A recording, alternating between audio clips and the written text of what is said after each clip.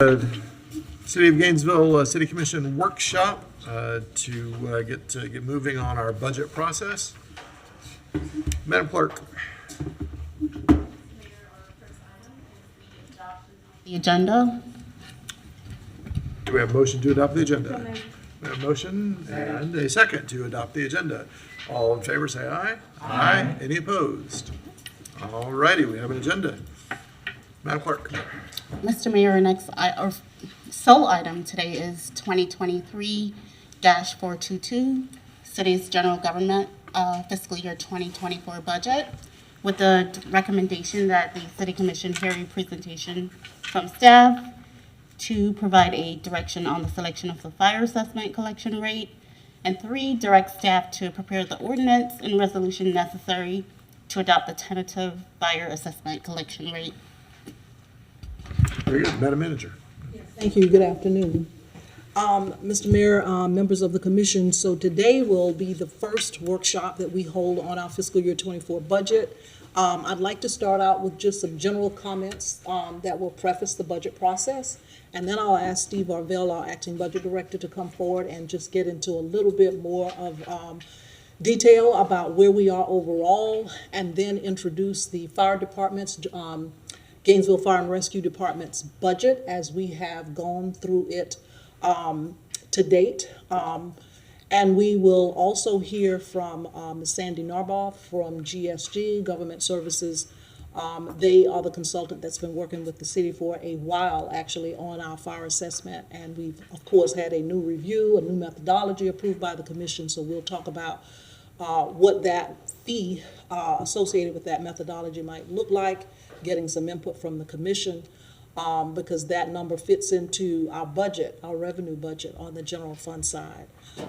And so with that, I will just kick it off by saying that we did successfully just about had a conversation with one commissioner, but we did meet face-to-face with each commissioner on the 4th floor, just providing some general overview of where we are with our revenues and where we are to date with zero-based expenditures. What that gap looks like. You'll hear a little bit more about that from Steve today, not too much different from what you heard last week. And then, of course, the fire department specifically wanted to kick off with our public safety related departments. But as you know, this is not going to be a business as usual approach to budget. It's not going to be a business as usual roll into a fiscal year 24, based on what we have, the hand we've been dealt relative to our general fund transfer, government services contribution, as we're now calling it. Our revenues are substantially reduced, and it requires us to do a reset, quite frankly, on how we move forward with services in the general government platform. With that, we have done a general projection of revenues flat at 5.500 mills, which is the current millage rate that the city levies. And so the revenues that you'll see today are flat with no tax increase built in. And the expenditures that you will look at today, which is a lump sum summary form of them, are again not based on any final recommendations from the manager to the commission. In today's presentation from the fire department, it does represent the first review by me with input to the fire department on where we stand, and that number now fits into the numbers that you will hear today. There's still a lot of time and a lot of room left in this process for us to continue to make adjustments. So nothing that you hear or see today is final for sure.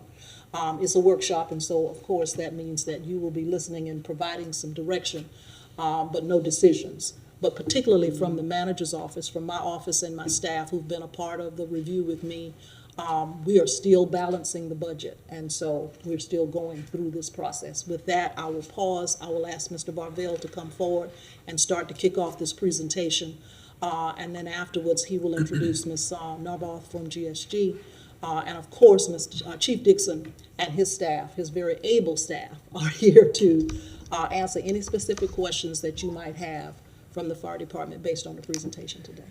Thank you. Welcome, Mr. Arvell. Well, good afternoon, Mr. Mayor, members of the commission. Steve Arvell, the acting director of the Office of Management and Budget. And as elected officials, you all have a tremendous amount of important decisions to make. I think one of the most important, often overlooked, is the allocation of available resources consistent with the goals and objectives of the elected body, the City Commission. So today we're just continuing along that journey. You have actually started that journey quite some time ago when you started discussing the fire assessment methodology. We talked about the government services contribution rate. That was part of the budget process. May have been called something different in it at the time, but it is part of the process, and it is a process. How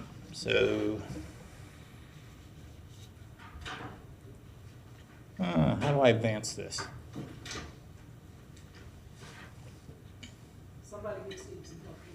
All right, so this is the agenda for today. We are going to talk, I just started talking about the process, our timeline, and our approach. It's actually a really high-level, broad, early revenue overview. And you'll hear me talk about caveats and all this stuff to the number, but it's early. And then we're going to get right into the GFR budget and the fire assessment discussion. We thought that those should be aligned since they are tied. And then obviously we're going to ask for some guidance on where you would like that rate to go. We do have the consultant from GSG here, Sandy. She will come up and I will turn it over to her. All right, next slide. Reminder of where we've been and where we're going, all right? So this actually began back in February.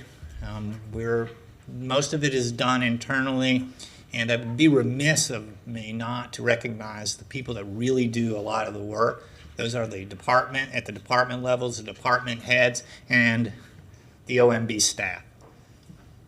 Yolanda Strong, Nikki Rogers, and Susan Boyd, they have been working tirelessly, and I'm glad to have them. I want you all to know that. In mid-April, we actually set the government services contribution formula. Based on that, the city manager had every department prepare essentially a baseline zero-based budget. Those went through a continuous improvement review committee, and we made recommendations to the city manager, and we're still going through those to this day. In fact, this morning we had 3. So we are here today, and we're going to talk about the fire assessment and the proposed budget, just to give you an idea of how we're laying this out over the next month. Charter officers and GPD, and then we'll move beyond the public safety. And then we're going to hit operating areas: sustainable development, housing, public works, transportation, and parks, recs, cultural affairs. And then we'll close on the 14th with the administrative and support services departments: financial services, HR, OMB, risk management, and the like. And then finally on the 15th, that will start the preliminary portion of it, and you'll be asked to set the preliminary fire assessment. Come back in July, that's when we'll talk about the millage rates, and that's where you set the maximum, the tentative maximum millage rate. And then we go into a budget workshop in August, and then finally we actually do the statutory portion of the process, where you actually adopt and set the budget over 2 meetings. All right, so let's go to the next slide, and we'll give a broad overview. And I talked about the allocation of available resources. And there are points in the process where you get to help define, the commission helps define those available resources. You'll see where we're looking right now is about a little over 139 million, but that is with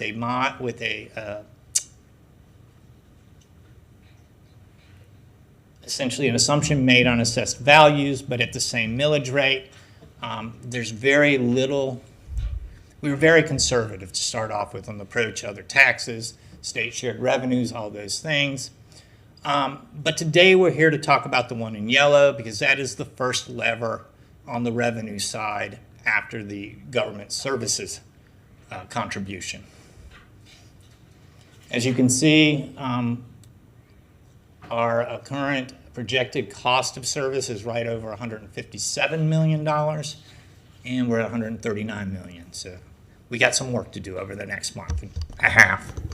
All right. Before you move to the next slide, Steve, just to say, on the total revenues, the 154.3 current year adopted budget by the commission, the 139.3 is the revenues is added up in that estimated 24 revenues column. That is approximately a $15 million revenue reduction from what was adopted. And you've heard this, but I just want to put it on the record. And then if we subtract the 157.5 million estimated expenditures dealing with zero-based and some 10% decrements in that number, there is approximately an $18 million gap that we're currently working with. Last week, we may have heard 19. We've been kind of chipping away. It's more like 18 if you take the 157.5 from the 139.3. That's the gap that we've been working with and will continue to work with until this budget is balanced. So our goal during the next month and a half is to provide you directly with information that is important to your decision-making process, so you won't see a lot of graphs and charts about 10-year, 15-year history, because when we looked at this as year zero, because we had a fundamental change in one of our major revenue sources. We will bring that up later in part of the documents, but we're going to stick to the information we think that is important to help you all make informed decisions about allocation of resources. We are using a standard format, so if you would like to see more, please, that is the type of feedback we'd like to hear today, and we can shift on the fly. All right. The Continuous Improvement Review Committee used a process that was going to build from data, use plain language, try to be transparent and inclusive, so we had a lot of different voices and viewpoints on that committee, not just numbers people like a bean counter like me, but we had folks that had different perspectives. And we really leaned a lot on people who hadn't been with the organization for as long as I have or Phil has, because we wanted that perspective also across a broad range. Our goal was to identify what is a core municipal service. It is interesting how much debate there was on core services, and I suspect that if you all had the debate, you would have some of the same ideas that departments have. We were trying to streamline redundancies in programs and services, consider our ability to provide enhanced services where we are today, communicate those gaps with our community partners, and then we looked at the revenue side to find ways to either increase and diversify our revenue sources. Okay. So I am going to go through the numbers, all right? Chief Dixon and his subject matter experts are here, so when you ask me a question about fire services, I am not going to answer it, okay? It's one of those services I'm glad we have, and I hope I never have to use. So the main component of GFR's budget is people. I think that needs to be understood. It is over 90% of the cost is related to personnel services cost. So they don't have a bunch of fluff and flutter in their operating areas, all right? It's not surprising that emergency services is people intensive, and their budget reflects that. The Emergency Operations Cost Center, that is the main response. That's when you call 911, they're the ones out the door. We put performance metrics that we pulled off of our data sources, but this is largely the engines, the squads, the towers, the ladders, the 9 stations, and the people that work there. The Community Resource Paramedicine Program, it has 9 full-time equivalents associated with it. It is a commission-directed service enhancement, and they go out and do preventative type care, correct? Yes. Very unique to GFR, by the way.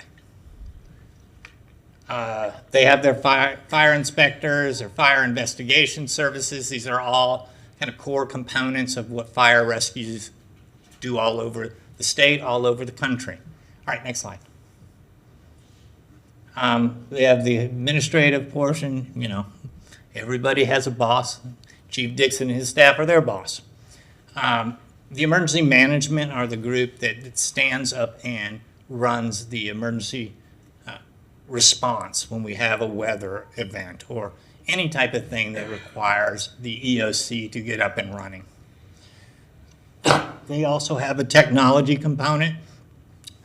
The Risk Reduction Bureau is the fire official, correct? Yes. Yeah, kind of like our version of the fire marshal. And then they have the public safety, and I've skipped their training bureau. Obviously, this is a service that has significant minimum training requirements, much like GPD has with their police officers. The one area where we will not be funding going forward is the public safety and education. It is a vacant position, and it is not included in this budget. What is, though, is the ability to switch to the 24/72 shift rotation. The chief can explain it better than I, but it is exactly what it sounds. This is actually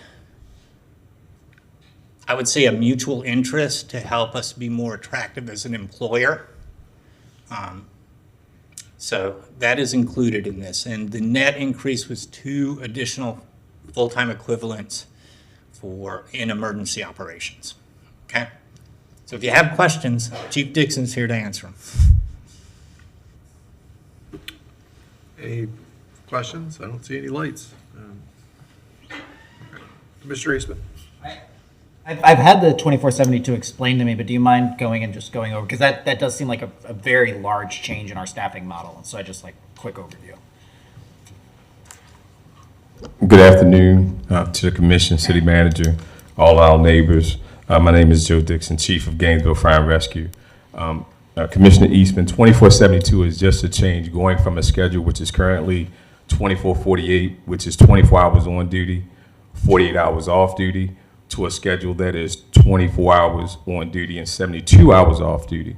One of the things that this gives us is that we're going to have, right now when someone changes shift, part of welcome, we have 2157 represented here, but the union has agreed to, we will have one pay scale.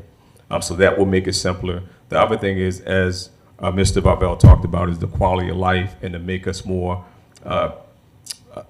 organization where people want to come work, because ACFR recently changed schedule and there are other departments around it. So 2472 will make us more the ability to have people come and be able to work and have their time to get off. Right now we have people working schedules that are because of mandatory overtime. So this would be 4 platoons. I'm sorry, I put up 5 fingers. 4 platoons versus 3. And you said ACFR has moved to this? The Alachua County Fire Rescue. Right. Oh, I apologize. Yes, Alachua County. No, they have moved to, I believe they just gave up the Kelly Day. Yes, sir. They have a Kelly, which is another just an opportunity. It's a built-in day off. So it's what we're trying to get to is a way to have our members have time with their families. One of the things that has gone on across the region, whether you're aware or not, we've had multiple members commit suicide. So it's mental health as well as physical health, to make sure that when they come to work, they have an opportunity to do that, have an opportunity to be with their family. So this is just a great opportunity for the city, along with GFR, to put forward a schedule that's going to allow us to staff and allow us to be moving forward an organization that is a destination organization.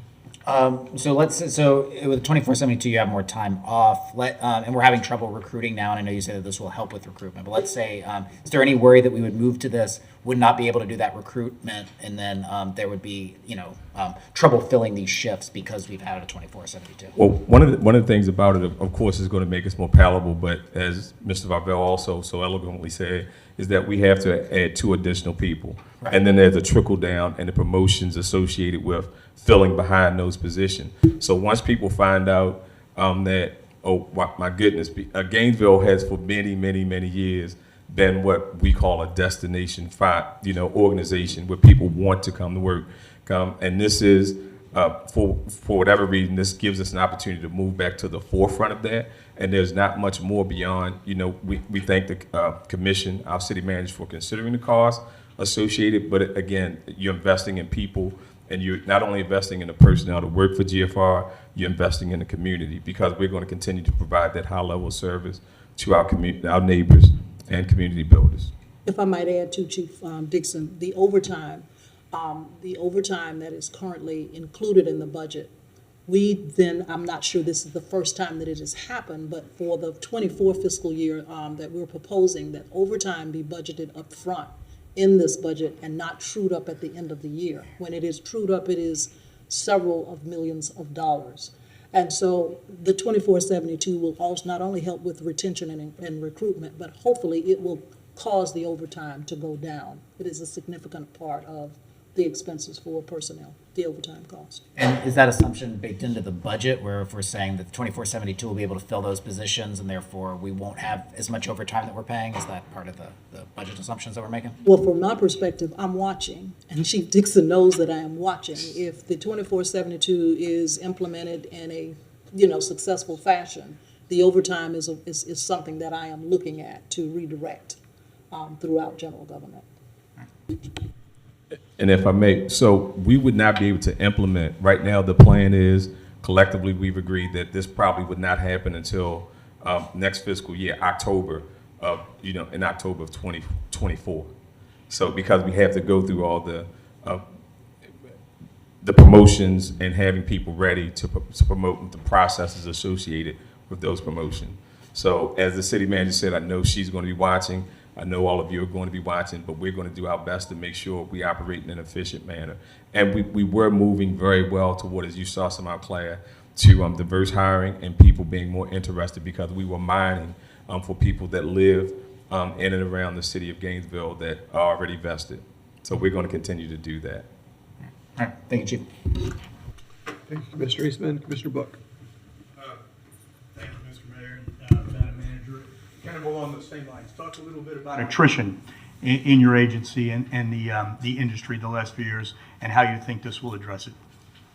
So every department, and but speaking specifically about Gainesville Fire and Rescue, we're very young right now, because we had a great deal of people that came in, I guess, it must have been around 2000, 1990, and we're losing a lot of them. And part of the thing has been there was a time when we would have across the industry, we would have hundreds, even thousands of people that would apply for jobs. For some reason, and I don't think there's an industry that I've heard of that's been immune to it, that we just don't have as many people applying. So we have to work harder. We've been directed to work harder. My staff has been directed to work harder to make sure that we can do better. They have to bring me numbers to show how many contacts have you made.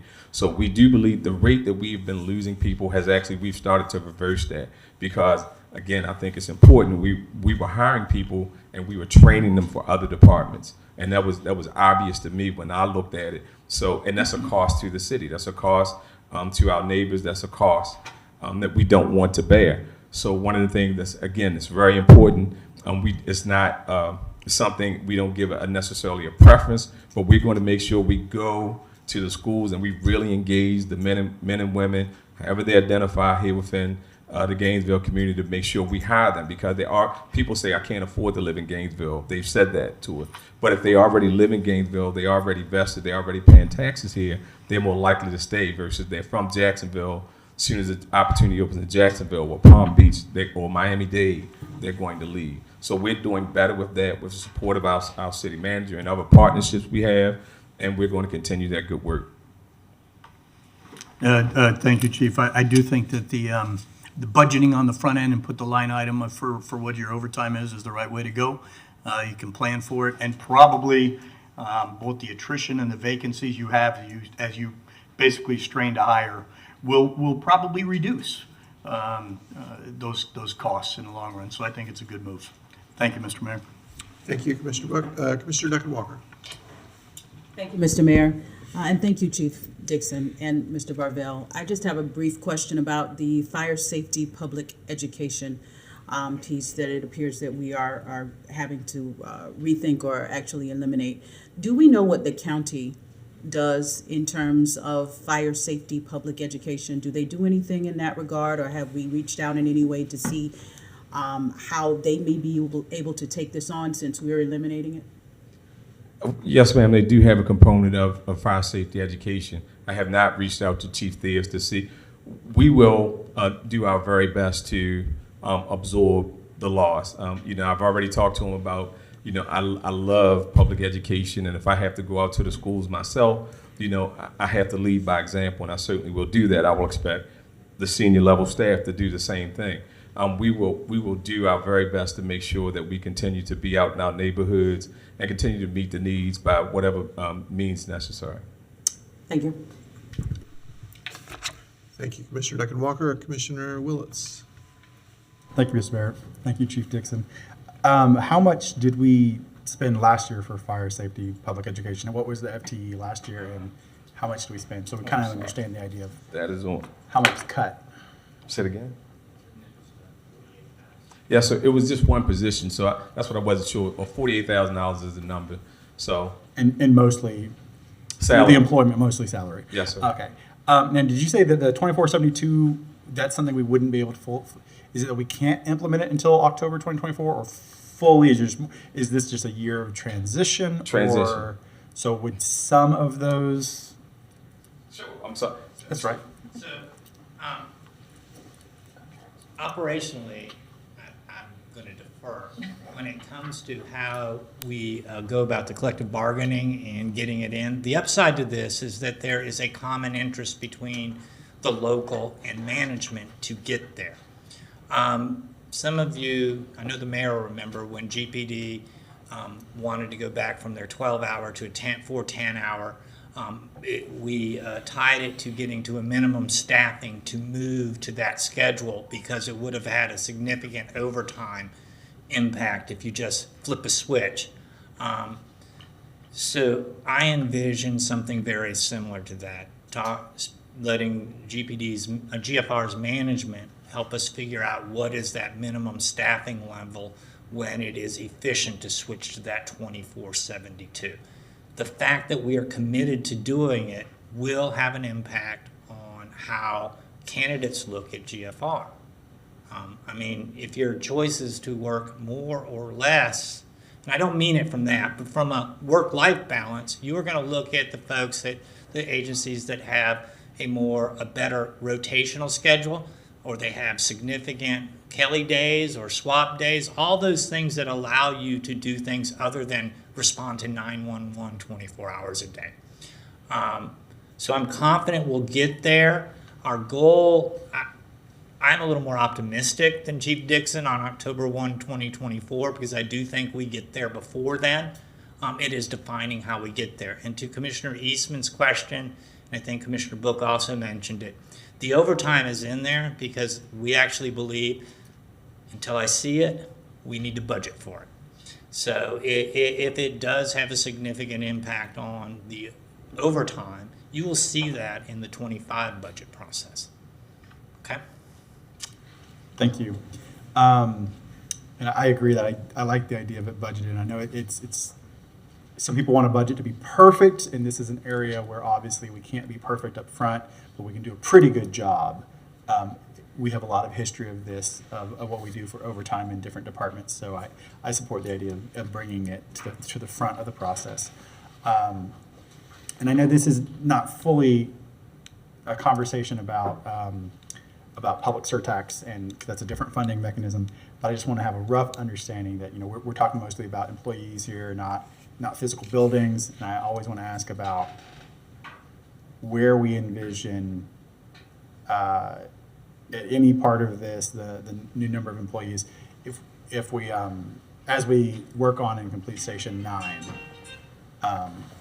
is that going to, do we plan that, and I know that probably isn't something that will be until the next fiscal year, but will that increase the number of employees when we have a better station there somewhere in Southwest Gainesville? If I may, one of the things that in working with the city manager and her team that we've been allowed to do was apply for the SAFER grant, which is 12 additional employees. because one of the things that has been in place for years is that Alachua County Fire and Rescue is planning to move out of the city at Fire Station 80. So once they move out of the city, that's a significant gap. We will be moving, we have plans working with Department of Public Works, our special advisor, Mr. Mann, to actually put the engine that was, again, designated years ago over at Butler Plaza to respond to calls and fill that gap.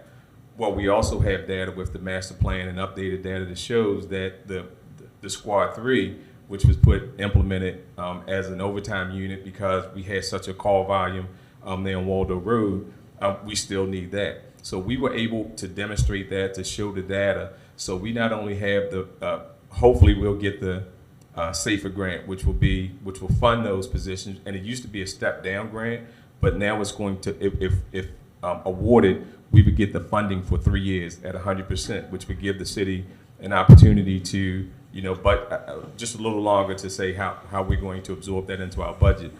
So the other thing, of course, is the city also allowed us to, and just in case we didn't, that overtime funding, not just for the traditional overtime, but because we know we have that need, and we know that if we didn't have that gap, that would potentially put into motion a lack of service or timely delivery of services, and maybe even the AAA agreement where we have the county again because they're moving out, coming in, and that's just about $1,000 a call that the city pays the county. All right, thank you, Mr. Mayor. Thank you, Mr. Willits. Commissioner Sacco. Thank you, Mr. Mayor. Chief Dixon, just a similar question about the fire safety public education component. Are some of those duties or services, and I'm thinking something like as simple as like car seat installation, because I know that's a favorite with people. They're like, yes, I don't know if I did this right, and I want to know I did it right. Are those some of those activities and the less time-intensive programs, less materially intensive programs, capable of being absorbed by the CRP? We're going to do our best. One of the things that we've already started, because we have to, that's our business. We plan for the worst and we hope for the best. And this is something we've already started to have additional, because there's a certification associated with car seat installation. So we want to make sure we have multiple people that are trained and able to do that, so that if someone, it may be someone assigned to a company and we have certain days, it may be a combination, it's going to be a combination of that as well as day staff. So the plan is not totally in place, but my staff and I are already working toward that. You're trying to see where you can put Yes. some of reshuffle it to still have as much as you can, even if the position is gone. Yes, ma'am. Okay, thank you. And you said the SAFER grant would be at 100% for 3 years. Yes, ma'am. Okay. When's the I think we had one a while back, right? Yes, ma'am. When did that set? We actually finished, and that was complete. Was that 2000, if I remember? It was fiscal 18, I think. Was it? Oh, Maybe well, I 19. thought she actually when it was. No, the last round, the last time we had the SAFER grant. Right, that's what I looked. It just recently ended. So Okay. that would have meant that it would have been, what, 2018, 17? Recently. Fiscal 18. Okay. Yes, ma'am. Close enough. Does that put us, I guess, having been a prior recipient, I know you said you're applying, it has not been awarded or decided. Does that put us in a better position, a worse No, position? ma'am, it's about, if we have a grant, which we do believe we have a credible grant writer, and if you write a good grant, then you should get, and you show the need, because it's all about showing the need, then we should be, we are hopeful to be awarded. And part of it also is relationships, so I hope that, we can pull a, few strings here and there and make that happen. Is this a federal or state grant? That's federal. Okay, I hope we have the strings to pull that then. Yes, ma'am.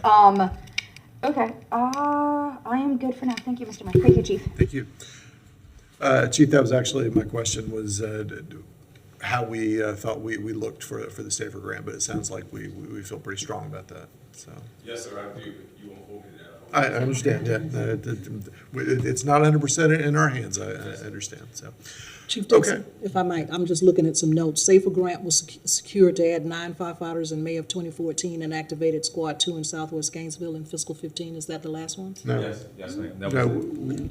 we had one after that. Did you have one that after we, didn't we? You were thinking of a different grant. Yes, I apologize. I don't know exactly when it ended. It was, It could be other federal dollars that we had. I know we had a couple of federal grants.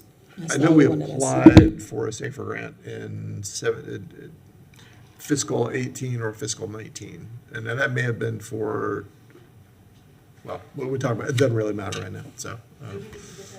Nope. You, Commissioner Suckle? No, ma'am. All right. Good. Okay, I see no further lights up here, so let's move on to the next piece, I guess.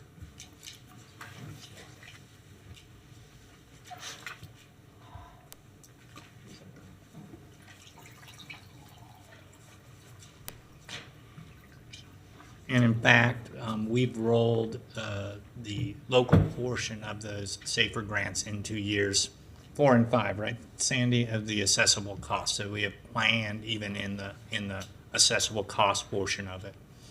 And the answer to the question is yes, it is better for us if we can have some run time and lead time to build our revenue base to accept those at 100%. 4 years on year 4 versus year 1, 2, and 3. We would ultimately have to fund that equipment one way or the other, or pay the fire services arrangement, whatever you call it now, Chief Dixon, with the county. So if I get the next slide, I'll introduce Sandy Newbarth with GSG. And she is going to go through the methodology and the assessment fees.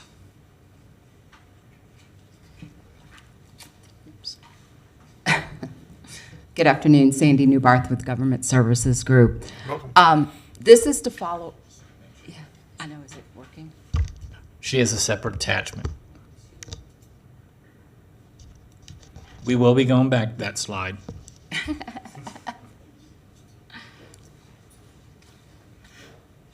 All right, here we go. So I'm here to follow up on what we discussed in March at the GPC workshop. And so again, I presented the updated methodology.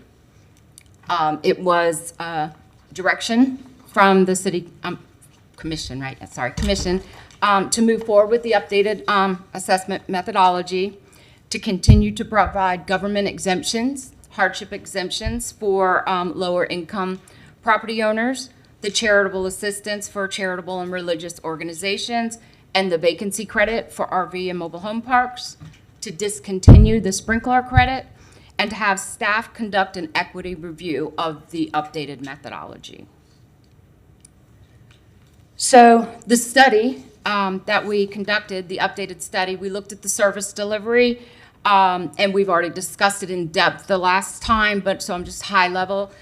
We now have the 5-year assessable budget.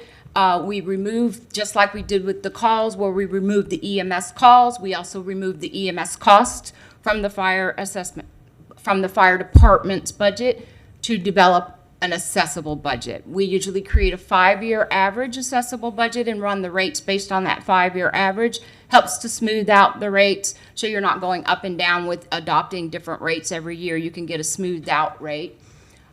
Your 5-year average assessable budget is $28.045 million. The cost apportionment, how those costs get broken up into the different rate categories. Again, we talked about that the last time. Single family is 31.58% of the calls. Therefore, they would fund 31.58% of whatever cost you decide to move forward with. Institutional, which is churches, nonprofits, government buildings, are 20.68%. Industrial warehouse is 5.85%. Commercial 19.98%. And multifamily is 21.91%. So we look at that, then we look at the units that are in each rate category. We're going to do it based on the actual square footage for each one of those rate categories of the building square footage. Then after we get all that information together, then we do the math problem.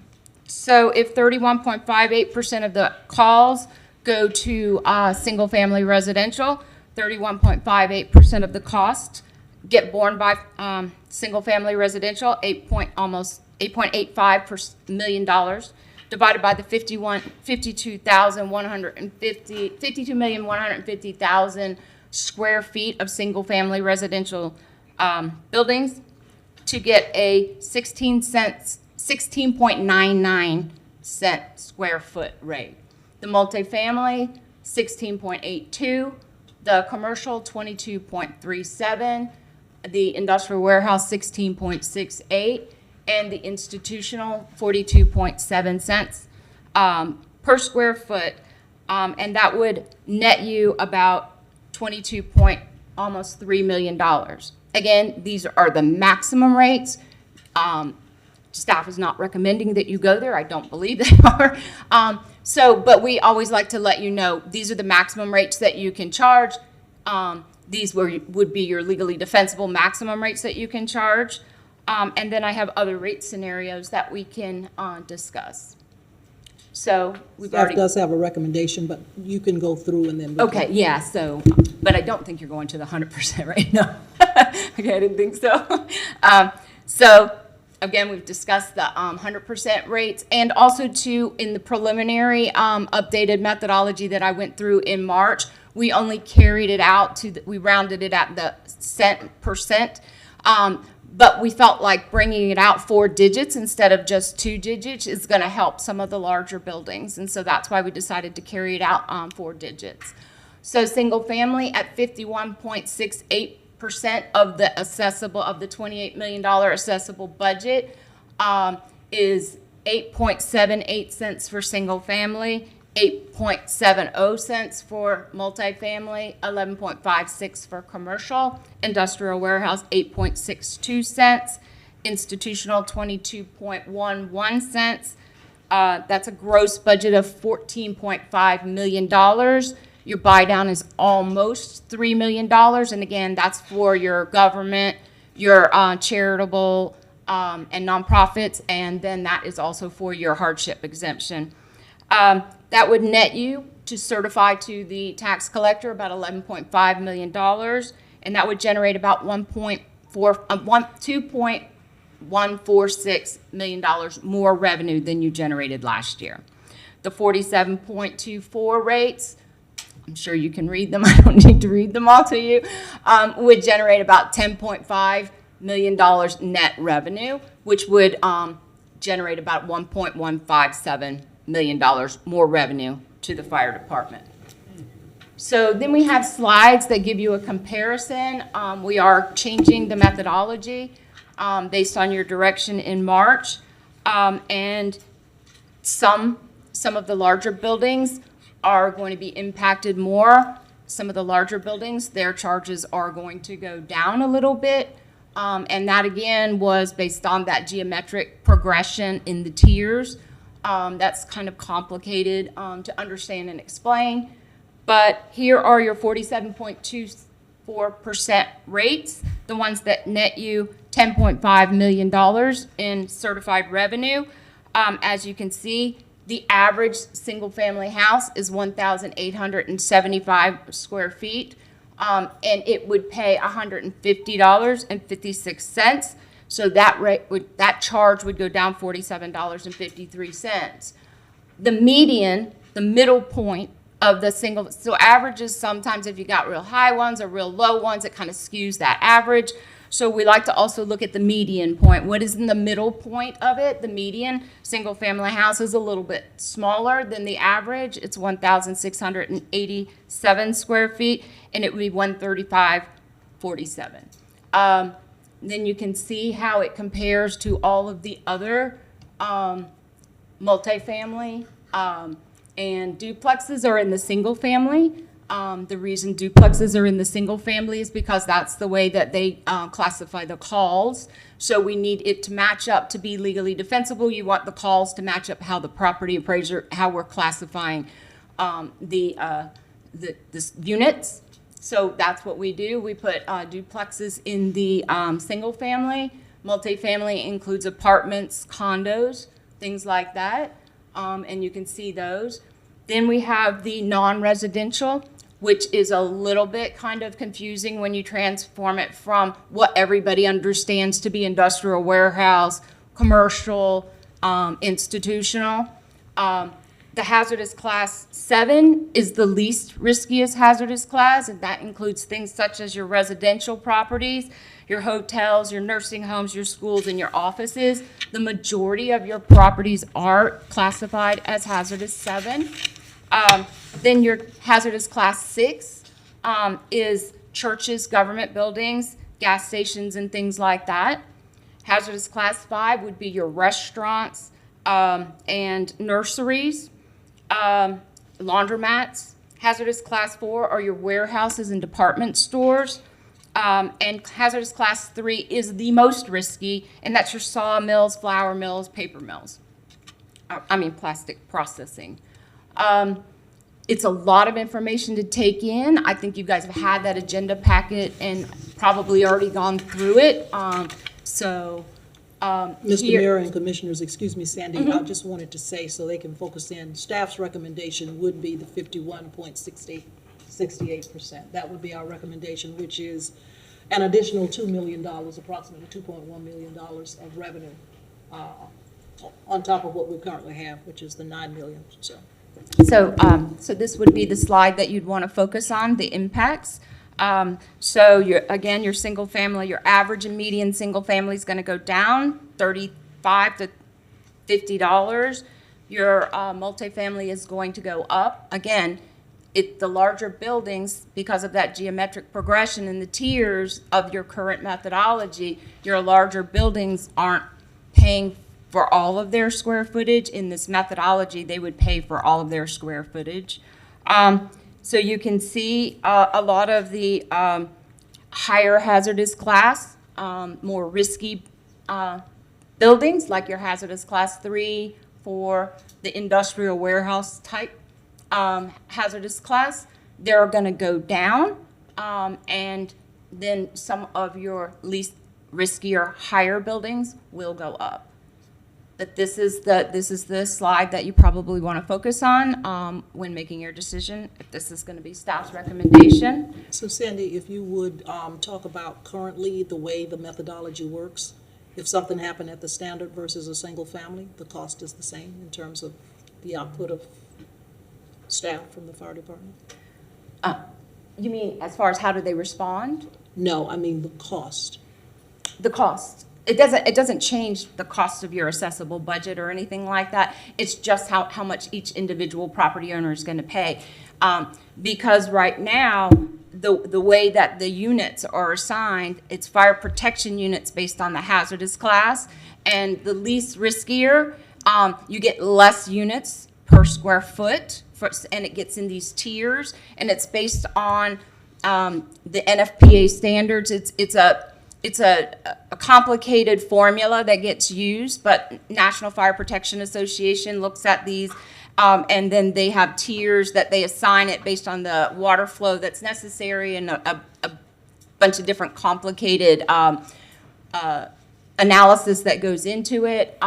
So what ends up happening is your smaller buildings are going to pay for all of their square footage, and your larger buildings are not paying for all of their square footage, but they're still going to get the same level of service.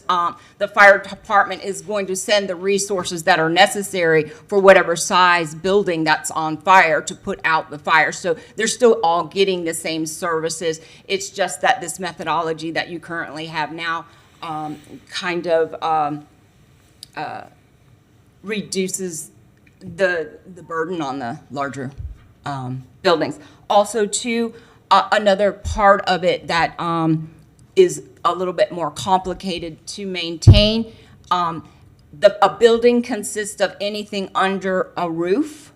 The property appraiser maintains the data at the parcel level. If you have condos, for instance, and things like that, or there's some commercial condos, your residential condos, and mixed-use condos. If it's under one roof, it doesn't matter how many parcels it's over, that gets lumped into the one building, and then it gets proportionately distributed amongst each one of the parcels, which again creates a lot more larger buildings and then it gets redistributed. So what you'll see is some condos, even though they have a smaller square footage, they're getting the benefit of being associated with being under one roof and therefore associated with one building. And then that charge gets prorated. So that's why you'll see some of the difference. You'll say, well, you know, why does 829, you know, I mean, or some smaller, the multifamily go up? And that would be the reason, is because they're getting a really good break by being under one roof. But they're still getting the same level of fire services. These Commissioner are, Willis, did you have a question there? Okay, yeah. Go ahead. Okay. okay. Thank you, Mr. Mayor. So in the categories of residential, and just make sure I remember, it's under multifamily, included in multifamily is condo residential, apartments over 10, all that. Anything over 3 units. Anything over 3. So duplex, does it exist in single family, in your large single family average, or is it truly a different? No, we did it as a separate one. Okay, so what I'm seeing where there's 6 under, actually the condo apartments, more than apartments less than 10, that all nests under multifamily, right? Correct. Okay, thank you. Thank you, Mr. Mayor. You're welcome. Thank you. Go ahead. So, and this is mostly for your information, not because I need to sit there and read to you all of the numbers, but this is the 100% rate and how things would be impacted. Again, the schedule right now is we're doing the budget workshop to get input, how you want to proceed, what rates you are considering or you want to support. Then we have to submit a trim insert and a trim test file to the property appraiser. Your property appraiser, you are very fortunate that your property appraiser allows you to use trim. It saves the city a lot of money from having to send out first-class notices and everything. So we need to send them a test file to make sure that the fire assessment merges seamlessly with their data. We'd start doing that earlier rather than later when they need the file. So we start working on that right now. You would have to adopt the initial rate resolution, and that is scheduled right now for June 15th. Then we would submit with the rates that you adopt on June 15th, the trim roll to the property appraiser by July 14th. We'll probably submit it earlier. The property appraiser will mail out the trim notices with the fire assessment charge on there. And then you'll have your public hearing, I believe, on that other schedule. It was September 7th. And then it gets certified to the tax collector September 15th and goes on the tax bill that gets mailed out in November. I will be happy to answer any questions, but pretty much we kind of talked a lot about the methodology the last time, so this is really kind of going over the budget parts of what the rates are looking like and what staff is recommending. I don't see any lights. Anyone have any questions about this? You did a magnificent job explaining it. Thank We're you. all good. The pre-March one helped out a lot. Thank you. You could bring us back where we left off, please? Right at the Sandy slide? Okay. All right, let's recap the fire department's overall budget. That's the next slide, please. All right, so this is a summary by cost center of GFR's budget. As you can see, we've summarized what these differences are, and you can really track the increase into the contractual wage components, the overtime, and the additional 2 FTEs firefighters with the 24/7. And they built into their operating budget the money necessary to effectuate those promotional increases and opportunities is what I'd like to refer to them as for the current employees that will be need to occur to put that force shift.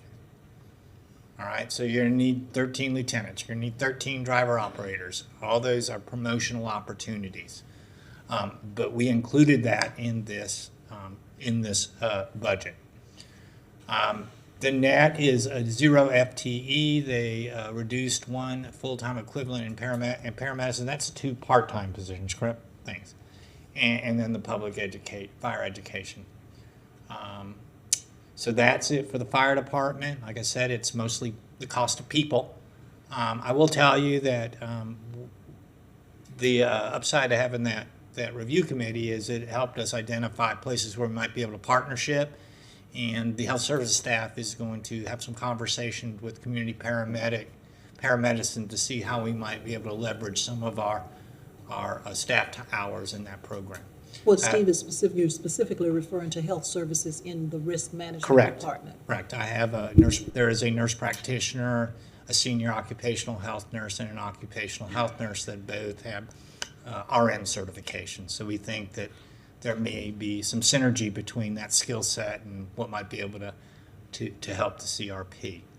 Working out the details. So, but that was one of the benefits of starting to have people talk about how we can help each other and leverage current staff to better our community. All right, and Good. so Commissioner Book has a question here. yes. Commissioner Book. Thank you, Mr. Mayor. Just a question. I'm really, I'm kind of struggling to reconcile some of the figures here. So I'll just comment, and just let me know, just correct me, right? So the current assessment recommended by the manager, 51.68%, that's the target. Yes, sir, which is compared to about 51% currently, Right. so slightly up. Right, so about 4% increase.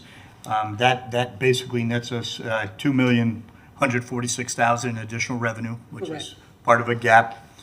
And then looking at the rates, most of the shift ends up, and I think Commissioner Willis talked about this in our first initial workshop. Most of the shift in where the costs are really shift on the multifamily housing. I mean, that's where the burden is moved that makes up the majority of that. Is that an accurate statement? Do I have those correct?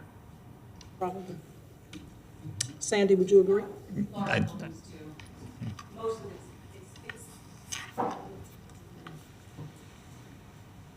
It's multifamily and the large non-residential buildings. The more non-industrial warehouse, non-residential buildings, the commercial and institutional. Yeah, I'm appreciative of the formula and looking at the percentage of response, which allows us to determine, you pay for the percentage of response. The shift under the multifamily is very, very large. The decreases on the single family and the duplex are nominal, but there is a very, very large shift. It's just a comment. It's not asking for a question. I'm just kind of looking at it, and it does concern me because it's such a difference in how it's been assessed in the past. That's all. Thank you, Mr. Mayor. Thank you. Commissioner Eastman. Yes, thank you. And well, obviously I noticed the same thing. I will point out that, as they mentioned, that it was spread throughout multiple apartments that are there. But I'll also point out that the average is much higher than the median, which, if I remember from my statistics class, means that there's going to be a lot of that this won't necessarily impact everyone the same. There's a handful of very large apartment complexes that are going to see a very significant increase as a result of this, which is what's bringing that a lot up, which is why you see that big discrepancy between the average and the median there. So I think we can all kind of think in our minds as to what those apartments are, but just, be prepared for the fact that this is going to be a very large increase on a handful of larger apartments. I mean, overall, I appreciate, the fire department has been working for so long, people working overtime. I really enjoyed going to the fire awards recently, and I saw a lot of the young families that were there, a lot of the young people that were coming in. It's a really great family event, and the chief mentioned there, how they're trying to make a family atmosphere. So, moving to try to make sure that there's the benefits there, that people are able to spend some more time with their families is important. It makes me, the only thing that gives me pause is we're in this period of sort of uncertainty with the future of our city. I mean, we kind of know what the budgets are going to look like in this next year, or hopefully. I'd be curious if we can even count on a $15 million GFT or GSC if a new, authority comes in, decides they don't want to give that money over. I'm not sure what that looks like, but we don't know what the year after that is. And so the increasing benefits in a time of a lot of volatility makes me anxious, but I also balance that out with the fact that like our guys in the fire department really do need more stability, and hearing the stories about people that have to, work all these long hours, have to work all this overtime, or they're not sure when they're going to see their families, which is almost harder than just setting aside, telling your family I'm going to be out for the next 2 days is one thing. Saying I'm only out for the next day and then no, you're called in, you got to come in, again. That gets really, really hard on folks. And so, I try to balance those things out as to how much do we worry about the volatility of what we're going into. Also, clearly, there's a need to ensure a bit more stability for those folks in the fire department. And the rest of these, Steve, as you pointed out, are kind of just, these are contractual increases and sort of contractual salary increases, right? So in lieu of, in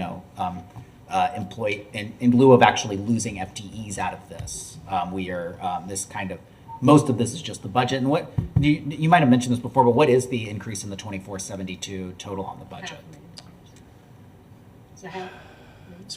It's approximately 300,000 total with the promotional increases.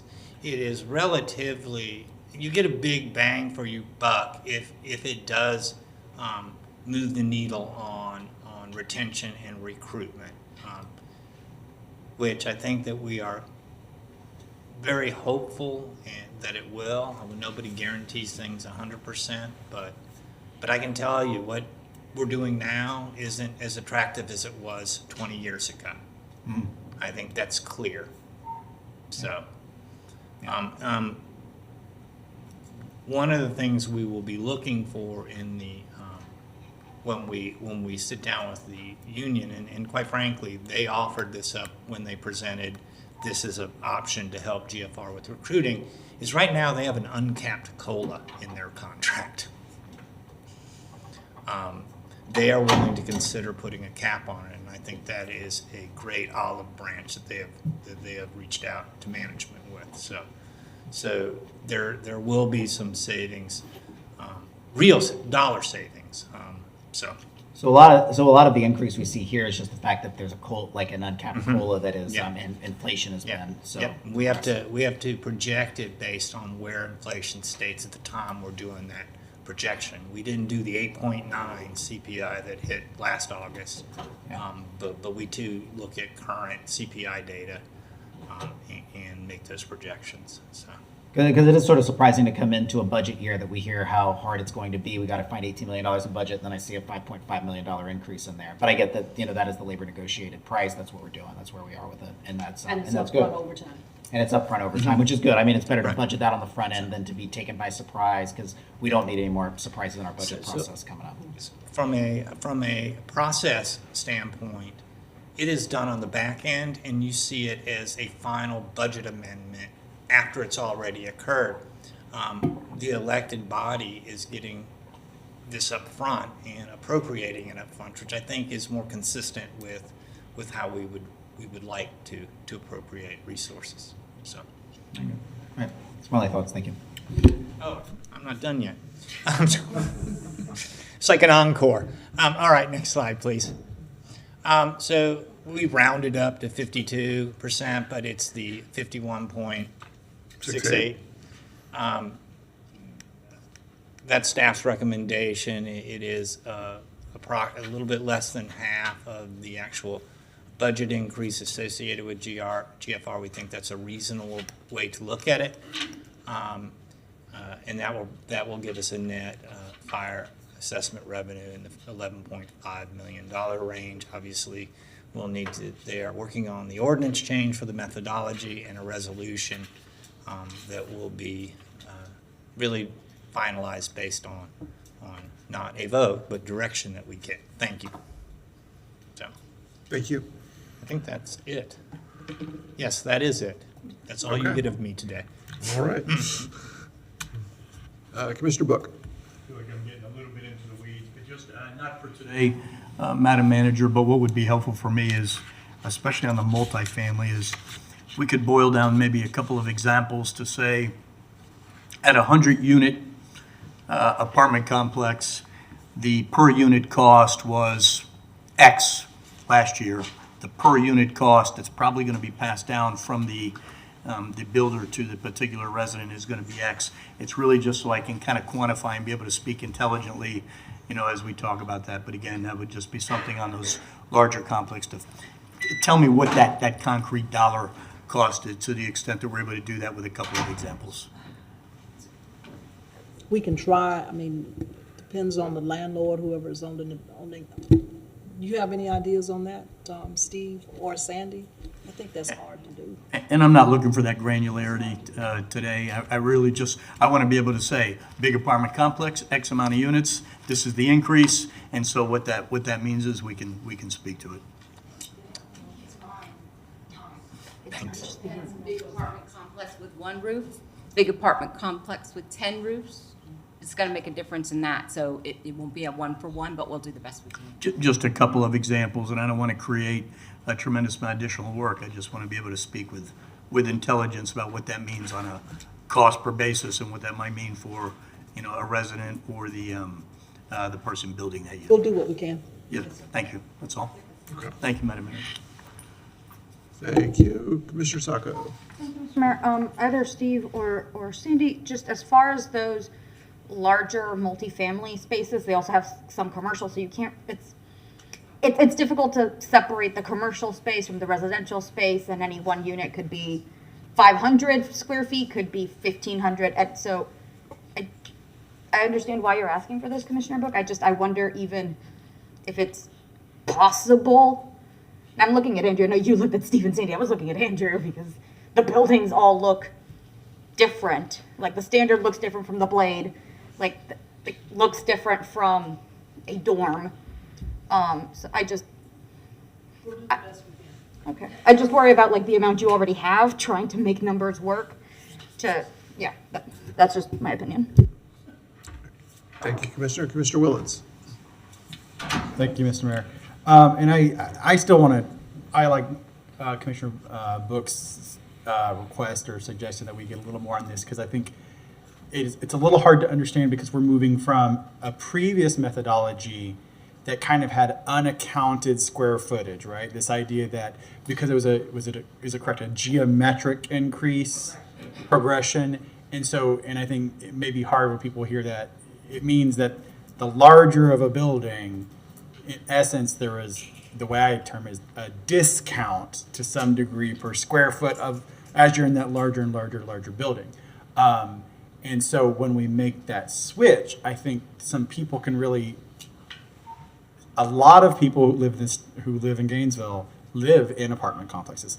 A majority of people rent in this town. A majority of people probably live, close to a majority live in some form of multifamily. In my district, the numbers are way closer to 90%. And because of that, a lot of people can understand, a single family, because they very clearly have a grasp of it. They can look at either the median or the average, and they can figure it out. And we see a direct number. They can look at their trim. They can go look at anybody's trim in the county. They can look at their neighbors. That's really easy to go and look at. But I do appreciate that it is a little hard when we talk about something, and I don't pick out individual. The standard we're talking about, is it like, I don't know how many units, right? It took a lot of human bodies that live there for sure. And that is just so dramatically different. And if it had been so discounted, I'm going to argue that I believe in that discount. And I oppose the previous methodology, and this is troublesome because it's going to be a double whammy on some of them, both the change in methodology and changing the rate about how many you're going to get. And it's going to be borne on the back of people who live in large multifamily. And so it is important, I think, to get some of that back, because it's a dramatic difference between the absolute largest. And Commissioner Eastman made a really good point. When your average is different than your median, your data is skewed somehow. And it's not just that, it happened to be skewed and, the square footage, but because we've already established that the larger they were under the previous methodology, they had some sort of internal, not skew, but discount. And so it's absolutely important to understand what it is to get a grasp on it. And if this commission still decides I'm going to use the word, burden, The people who live in our largest buildings, then that's something they have to, I think, accept. I disagree with it, but I think to really understand that, and I think I'm the only person up here that lives in multifamily. It is a condo, but so I can see where it is for that. But no one up here lives in a very, very, very large multifamily building. And so I do want some of that. I want to see what it looks like for Oak Hammock, right? Because there's another large building, and like, tell me what it looks like for Oak Hammock. Because that's a kind of a different situation, but it is a large residential building. So Commissioner Book, I like the request for us to really kind of grasp it, so when we make this decision, it's not, because sometimes I think the people who live in those buildings, we ignore their financial situations, because unfortunately people say they're just students. First of all, these large complexes are not just all students, but even if they are all just UF or Santa Fe students, they are our neighbors, they're our residents, our constituents, and the money they pay for their rent is often borrowed money. So it's 6.8%. It is, everything we add to them is more expensive than the rest of us who are paying right up front out of our wages. So I just want to make sure we're really cognizant of that, and I think it'll help to have some examples, and whether it's that you give us the biggest example you can and compare it, I think it's important. Thank you, Mr. Mayor. Thank you, Commissioner Willetts. Anyone else? Okay, so Madam Manager, that concludes our, Sir, it does. It concludes our presentation. We have a methodology. I understand there's some differences regarding the methodology and how it's impacted. But we're going to move forward with the methodology that's been approved by the commission, and we will come back on June 15th, of course, with the more specific information around that rate. Right, The rate. So the rate, we would like to get some direction if 51.68 is the rate that we would hover around 52% before we come back. okay.